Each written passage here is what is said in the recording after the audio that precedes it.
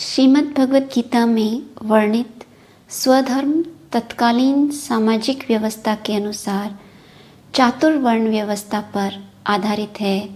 तत्कालीन समाज ब्राह्मण, क्षत्रिय, वैश्य एवं शूद्र इन 4 वर्णों में विभाजित था। गीता में इन 4 वर्णों को देवीय आधार प्रदान करते हुए ये स्पष्ट किया है कि इन वर्णों का सृष्टा एवं कर्ता ईश्वर है।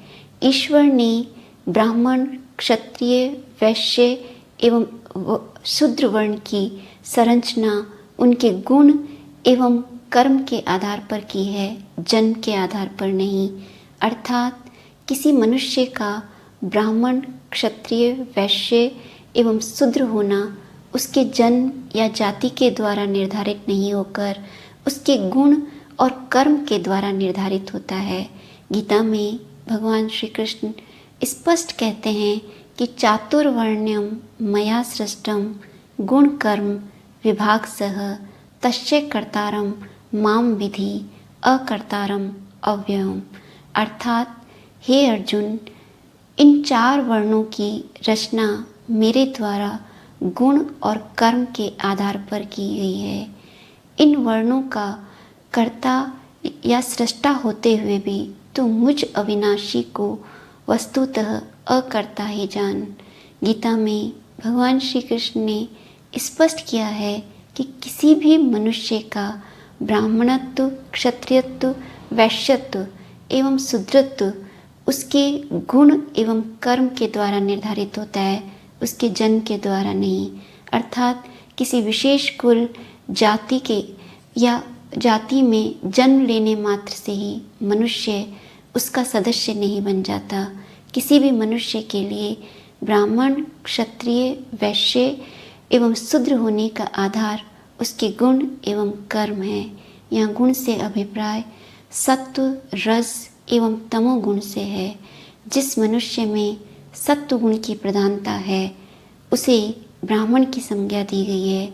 जिस मनुष्य में रजोगुण की प्रधानता है उसे क्षत्रिय की संज्ञा दी गई है, और जिस मनुष्य में रजो मिश्रित तमोगुण की प्रधानता है उसे वैश्य की, और जिसमें तमोगुण की प्रधानता है उसे शूद्र की संज्ञा दी गई है।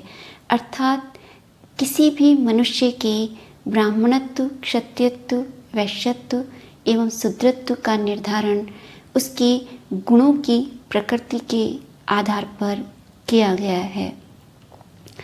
यद्यपि प्रत्येक मनुष्य में ये तीनों गुण पाए जाते हैं, लेकिन जिस गुण की प्रधानता होती है उस गुण के आधार पर ही उसके कर्तव्य कर्मों का निर्धारण किया गया है।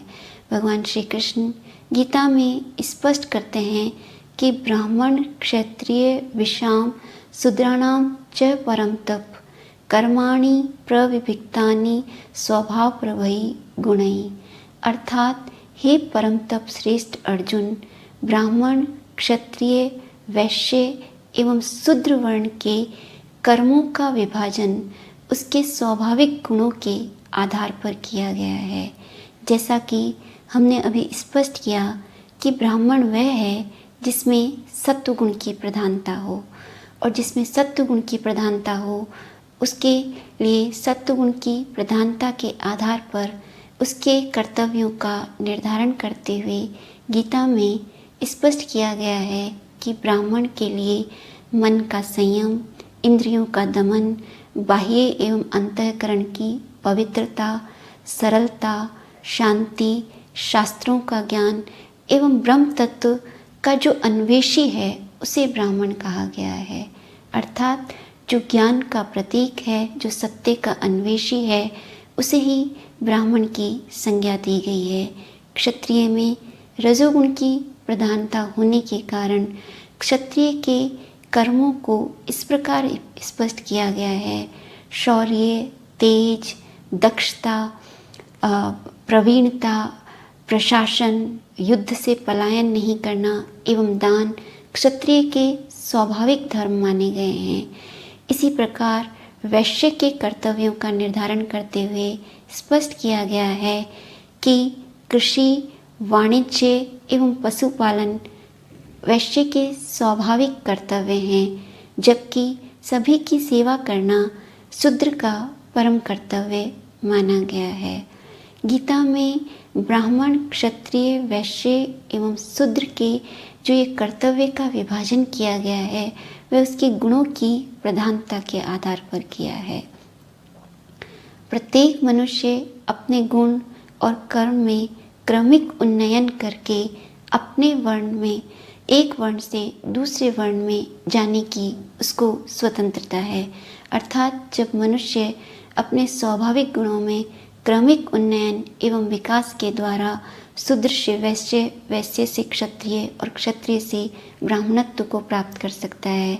हमें इतिहास में अनेक ऐसे उदाहरण मिलते हैं जहां हम देखते हैं कि क्षत्रिय से ब्राह्मणत्व का और ब्राह्मणत्व से क्षत्रिय वर्ण को ग्रहण किया गया है। जैसे कि विश्वामित्र जन्म से क्षत्रिय थे लेकिन उन्होंने ब्राह्मणत्व को ग्रहण किया।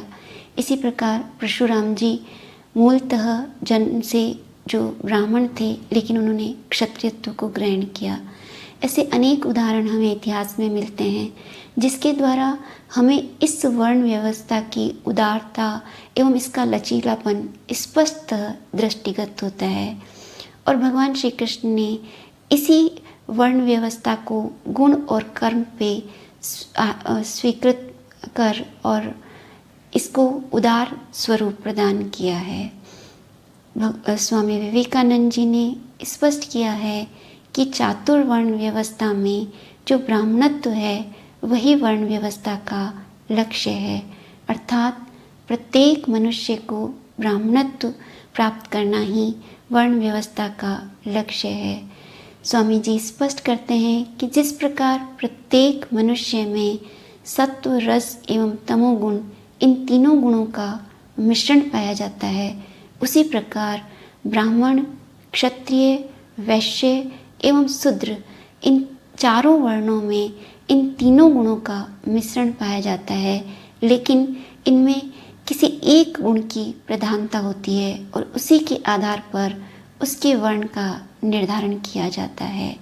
मनुष्य अपने गुणों में स्वाभाविक परिवर्तन कर और अपने स्वाभाविक इन गुणों में उत्तरोत्तर विकास और उन्नयन कर वर्ण व्यवस्था में परिवर्तन के लिए स्वतंत्र है। स्वामी विवेकानंद जी ने स्पष्ट किया है कि इनमें से कोई भी वर्ण जो है वह निम्नतर नहीं है। प्रत्येक वर्ण की सामाजिक व्यवस्था को बनाए रखने में महत्वपूर्ण भूमिका है। स्वामी जी ने स्पष्ट किया है कि जिस प्रकार प्रत्येक मनुष्य अपने जीवन में कभी ब्राह्मणत्व को ग्रहण करता है, कभी क्षत्रियत्व को, कभी वैश्यत्व को, तो कभी शूद्रत्व को। उदाहरणतः जैसे जब मनुष्य ज्ञान एवं सत्य का अन्वेषी होता है तो वह ब्राह्मण मानने के योग्य ही है। इसी प्रकार जीवन में आने वाली विषम परिस्थितियों में जब मनुष्य साहसपूर्वक उनका सामना करता है तो वह क्षत्रिय होता है। इसी प्रकार जब हम क्रय विक्रय की बुद्धि से युक्त होकर जीवन में कोई व्यापार करते हैं तो हम वैश्य की भूमिका में होते हैं। और इसी प्रकार जब हम अपनी आजीविका के लिए किसी की सेवा करते हैं तो हम शूद्र की भूमिका में होते हैं। यहाँ स्वामी विवेकानंद जी ने यह स्पष्ट किया है कि चारों वर्णों में सामाजिक व्यवस्था को बनाए रखने के लिए प्रत्येक वर्ण की महत्वपूर्ण भूमिका है और ब्राह्मणत्व को ग्रहण करना या ब्राह्मणत्व की ओर उन्मुख होना ही इस वर्ण व्यवस्था का उच्चतम लक्ष्य है और प्रत्येक मनुष्य इस ब्राह्मणत्व की ओर अग्रसर हो सकता है, क्योंकि जैसा कि हमने गीता में स्पष्ट भगवान कृष्ण के द्वारा ये देखा कि ये जो वर्ण व्यवस्था है वह गुण और कर्म पर आधारित है, जन्म पर आधारित नहीं है। यहाँ हमारे लिए यह एक विचारणीय प्रश्न है कि गीता में वर्णित स्वधर्म तत्कालीन सामाजिक व्यवस्था के अनुसार चातुर्वर्ण व्यवस्था पर आधारित थी, किंतु वर्तमान सामाजिक व्यवस्था चातुर्वर्ण व्यवस्था पर आधारित नहीं है। अतः वर्तमान सामाजिक व्यवस्था में स्वधर्म की क्या महत्ता एवं प्रासंगिकता है। क्या स्वधर्म वर्तमानकालीन सामाजिक व्यवस्था के लिए भी उपयुक्त है या नहीं? यहाँ यह स्पष्ट करना आवश्यक है कि निश्चय ही गीता में वर्णित स्वधर्म तत्कालीन सामाजिक व्यवस्था के अनुसार चातुर्वर्ण व्यवस्था पर आधारित थी, किंतु इसका अभिप्राय यह नहीं है कि यह स्वधर्म केवल वर्ण व्यवस्था पर ही आधारित है। स्वधर्म का संबंध सामाजिक व्यवस्था में मानवीय कर्तव्य के द्वारा किया गया है। सामाजिक व्यवस्था में प्रत्येक मनुष्य का कोई न कोई कर्तव्य होता है, जिसके द्वारा वह सामाजिक व्यवस्था में अपना अहम योगदान निर्वहन करता है, और यह उसका कर्तव्य ही उसके स्वधर्म का निर्धारण करता है। प्रत्येक मनुष्य अपनी अभिरुचि, संस्कार, पुरुषार्थ, गुण एवं कर्म के आधार पर सामाजिक व्यवस्था में जो कर्तव्य प्राप्त करता है, उसका वह कर्तव्य ही उसके स्वधर्म का निर्धारण करता है। गीता रहस्य में बाल गंगाधर तिलक ने इसी मत को स्पष्ट करते हुए कहा है कि जहाँ कहीं भी चातुर्वर्ण व्यवस्था अत्यंत शोचनीय एवं दयनीय स्थिति में है, वहाँ प्रत्येक मनुष्य को अपनी सामाजिक व्यवस्था के अनुसार जो कोई भी कर्तव्य प्राप्त हो जाए, वह कर्तव्य ही उसके स्वधर्म का निर्धारण करता है। आवश्यकता इस बात की है कि मनुष्य सामाजिक व्यवस्था में प्राप्त अपने इस कर्तव्य को जब अनासक्त भाव, निष्काम भाव एवं लोक संग्रह को दृष्टिगत रखते हुए करता है, तो उसके लिए वह कर्तव्य ही उसके स्वधर्म की भूमिका को निर्धारित करता है।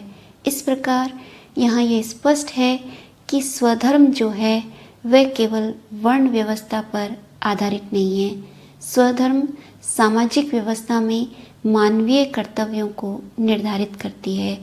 प्रत्येक मनुष्य सामाजिक व्यवस्था में अपने कर्तव्य को निर्वहन कर सामाजिक व्यवस्था को बनाए रखने में जो अहम योगदान देता है, वह अहम योगदान एवं कर्तव्य ही उसके स्वधर्म का निर्धारण करता है।